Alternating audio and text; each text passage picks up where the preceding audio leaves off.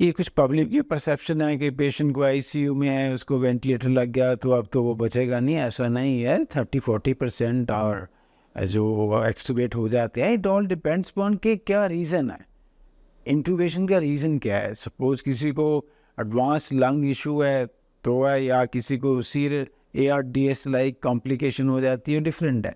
But otherwise sometime these are reversible, और किसी को सडनली प्रॉब्लम हुई, आपने वेंटिलेट किया और invariably you are able to extubate that. So ऐसा ये परसेप्शन होना कि एक बार कोई वेंटिलेट हो गया तो उसका बाकी फैक्टर पे बहुत डिपेंड करता है कि क्यों वेंटिलेट करना पड़ा, कोई और बीमारियां क्या हैं, एज क्या है। सो वो थोड़े फैक्टर जो हैं वो कंपाउंड करते हैं इस चीज़ को। बट ऐसा नहीं है कि वेंटिलेट हो गया तो वो अब बचेगा नहीं, एक गलत परसेप्शन है। कई लार्ज नंबर ऑफ पीपल जो वेंटिलेट होते हैं वो एक्सटुबेट हो जाते हैं।